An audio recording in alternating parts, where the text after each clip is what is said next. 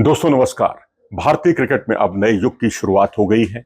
Shubman Gill era की शुरुआत हुई है। विराट रोहित एरा के समाप्त होने के बाद अभी हालांकि विराट रोहित को वनडे क्रिकेट में उतरना है, लेकिन T20 क्रिकेट की अगर हम बात करें तो एक ऐसा खिलाड़ी जो स्कीम ऑफ थिंग्स में था नहीं कभी भी, या ये कहिए कि श्रीलंका के खिलाफ जो पल्लिकेले में उन्होंने जो सीरीज खेली थी जुलाई में 2024 में, उसके बाद से वो किसी भी सीरीज में दिखाई नहीं दिए थे।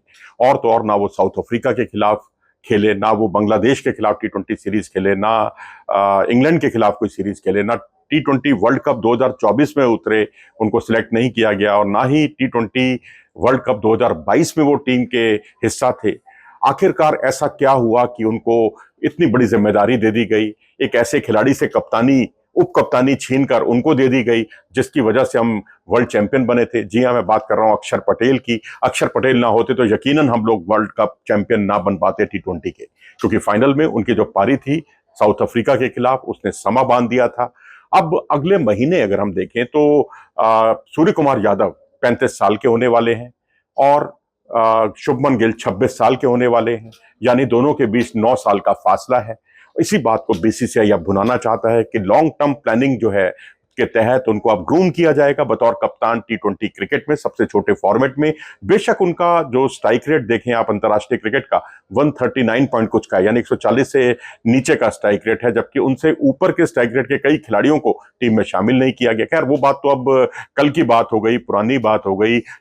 उनको टीम में चुना जाना, क्यों चुना गया और क्या होगा, इन सब बातों के बारे में हम अलग से कभी बात करेंगे। लेकिन मुद्दा यहां पर यह है सबसे बड़ा कि उनको टीम में शामिल करने की खातिर कितने समझौते किए गए हैं और कितने उनके प्लस पॉइंट हैं। हम देखिए दोनों को बैलेंस बनाकर चल रहे हैं। अगर आप पॉजिटिव्स की बात करें तो शुभमन गिल के टीम में होने से कई पॉजिटिव चीजें भी सामने आई हैं। जैसे मसलन एक तो यही है कि वो युवा खिलाड़ी हैं, एक लंबा करियर उसमें बीसीसीआई तराश रहा है कि वो लंबे समय तक भारतीय टीम को सर्व करेंगे, और तीनों फॉर्मेट में बीसीसीआई की प्लानिंग है कि वो एक ही कप्तान रखना चाहते हैं, एक ही कप्तान जो है तीनों फॉर्मेट में सर्व करे। और उसके अलावा जो उनमें टिककर खेलने की प्रवृत्ति है, या ये कहिए कि जो चैलेंजिंग पिचें होती हैं या स्लो पिचें होती हैं, वहां पर वो अच्छा प्रदर्शन करते हैं, और ऐसा उन्होंने चैंपियंस ट्रॉफी में बांग्लादेश के खिलाफ सेंचुरी बनाकर दिखाया भी है। और इसके अलावा पाकिस्तान के खिलाफ भी 46 रन की जो उनकी पारी थी वो यही कुछ बयान करती है। इसके अलावा भी अगर आप देखेंगे तो वो स्लो पिचों पर अच्छा प्रदर्शन करते हैं, और वो अब T20 क्रिकेट में अगर स्लो पिचें होंगी, लो स्कोरिंग मैचेस होंगे, तो वहां शायद संजू सैमसन या अभिषेक के विकेट जल्द ही गिर सकते हैं, क्योंकि ये ज्यादा जोखिम उठाकर खेलते हैं। और जो गुजरात टाइटंस की तरफ से उनकी जो पारियां देखने को मिली थी उसमें भी उन्होंने कुल मिलाकर दिखाया, सबको ये साबित किया कि बिना जोखिम उठाए हुए भी तेजी से रन बनाए जा सकते हैं। और इसका प्रत्यक्ष प्रमाण है कि 155 के स्ट्राइक रेट से उन्होंने बल्लेबाजी की 2025 के आईपीएल में, और वो अपने आप में बहुत ही यादगार, बहुत शानदार प्रदर्शन, और उनकी जो जोड़ी जमी थी खासकर साई सुदर्शन के साथ, उसने वाकई समा बांध दिया था। तो ये कुछ पॉजिटिव चीजें रही हैं उनके खेल के बारे में। और लॉन्ग टर्म तो है ही स्लो ट्रैक पर अच्छा खेलना, लेकिन साथ ही कुछ समझौते भी करने पड़े हैं भारतीय टीम को। खासकर अगर आप देखें तो यशस्वी जायसवाल की कुर्बानी देनी पड़ी, एक ऐसे खिलाड़ी की जिसका T20 वर्ल्ड कप के बाद से अगर आप स्ट्राइक रेट देखेंगे, 6 मैच वो खेले हैं और उसमें उनका स्ट्राइक रेट 170 का रहा है।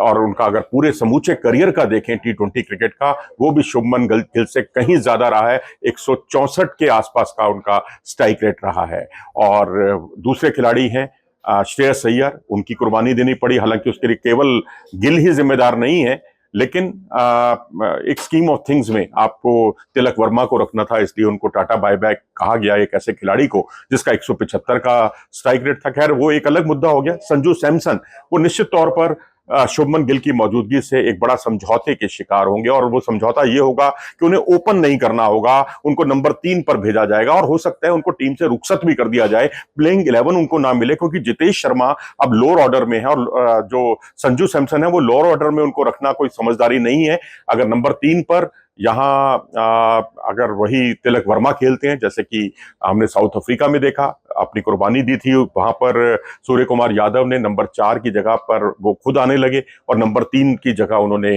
जो है तिलक वर्मा को दी, और तिलक वर्मा ने भी दोनों मैचों में सेंचुरी बनाकर अपने इरादे जाहिर कर दिए और दोनों बार वो नॉट आउट रहे, और उसके बाद 77 रन की उन्होंने एक पारी भी खेली, 70 प्लस की कुछ उन्होंने पारी भी खेली थी। यानी कंसिस्टेंट परफॉर्मेंस है, तो उसमें कोई ज्यादा बदलाव की गुंजाइश नहीं है। तो संभावना यही लग रही है कि शुभमन गिल जो है पारी की शुरुआत करेंगे अभिषेक के साथ, और उसके बाद नंबर 3 पर तिलक वर्मा और 4 नंबर पर सूर्य कुमार यादव होंगे।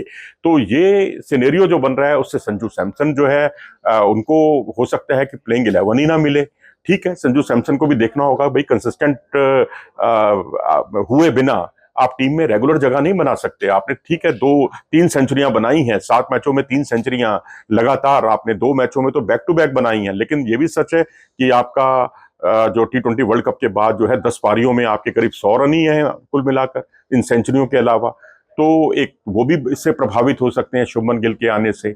और इसके अलावा जो है अक्षर पटेल का क्या कसूर है, क्या दोष है कि वही कि उन्होंने T20 वर्ल्ड कप जिताने में भारत के लिए बहुत बड़ी अहम भूमिका निभाई, उनकी जगह पर उनसे कप्तानी छीनकर जो है अब आप शुभमन गिल को कप्तानी दे रहे हैं।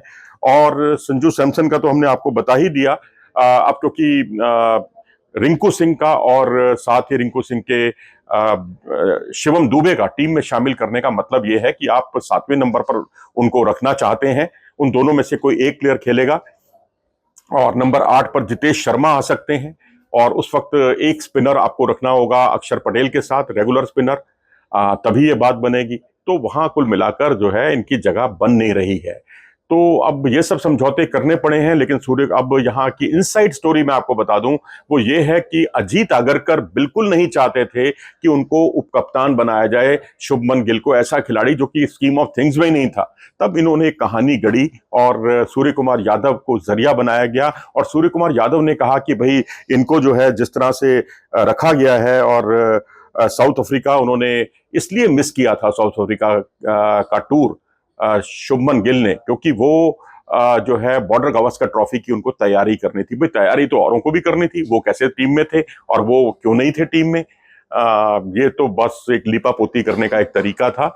और इसी तरीके से इंग्लैंड के खिलाफ जो होम सीरीज थी उसमें उनको टीम में नहीं रखा गया। इसके पीछे भी सूर्य कुमार यादव ने कहा उनकी कमर में खिंचाव था। भाई टेस्ट क्रिकेट तो उन्होंने बिल्कुल वहां से हटे नहीं, वो रेगुलर खेलते ही रहे हैं। बीच में कुछ एक जगह जरूर थोड़ी बहुत दिक्कत थी, लेकिन T20 की पूरी सीरीज से गायब होना, और फिर बांग्लादेश के खिलाफ सीरीज में आप नहीं थे तो उसके लिए आप क्या लॉजिक देंगे? T20 वर्ल्ड कप में आपको चुना ही नहीं गया था तो उसके लिए क्या लॉजिक देंगे? कोई फिटनेस वाला इशू तो वहां भी कोई कुछ नहीं था। तो ये सब लीपापोती किए जाने की कोशिश की जा रही है, और क्योंकि गंभीर उनको चाहते थे, गंभीर के साथ छोटा मोटा उनका मतभेद यही था कि जो इंग्लैंड के खिलाफ सीरीज हुई थी इंग्लैंड में, वहां पर कोशिश यही थी कि वाशिंगटन सुंदर से गेंदबाजी कराई जाए, लेकिन शुभमन गिल ने उनको हाशिए पर रखा। गेंदबाजी जरूर कराई, लेकिन बहुत लंबे समय के बाद, बहुत पारी के 69 ओवर गुजर जाने के बाद उन्होंने उनको गेंद सौंपी। तो इस तरह से कुल मिलाकर यहाँ एक सिनेरियो, थोड़ा बहुत टकराव जरूर था, लेकिन ओवरऑल जो है BCCI से जो दिशा निर्देश मिले थे उनको ध्यान में रखना था। और दूसरा जो गौतम गंभीर है, उनकी जो प्लानिंग का हिस्सा है वो शुभमन गिल थे, क्योंकि शुभमन गिल अभी 26 साल के ही हुए हैं। 26 साल का भी जो है अगला जन्मदिन जब वो मनाएंगे अगले महीने, तब वो 26 साल के होंगे।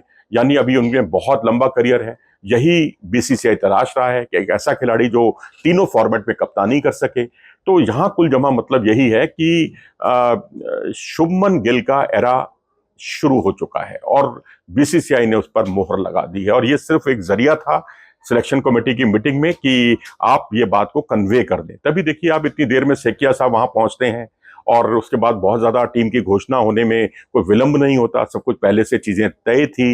यानी पटकथा जो है इस कहानी की पहले ही लिखी जा चुकी थी। चलिए इस इनसाइड स्टोरी के बारे में आपके क्या विचार हैं, क्योंकि आगरकर व्यक्तिगत तौर पर बिल्कुल नहीं चाहते थे कि उन्हें उप कप्तानी सौंपी जाए। टीम में आने के लिए वो तैयार हो गए थे कि इनको टीम में शामिल किया जा सकता है, लेकिन उप कप्तानी अक्षर पटेल से लेकर शुभमन गिल को देना और फ्यूचर के लिए उनको ग्रूम करना, ये सब बातें सामने आई हैं। इसके लिए उनको भी समझौता करना पड़ा है। अपनी राय दें कमेंट सेक्शन में जाकर। नमस्कार।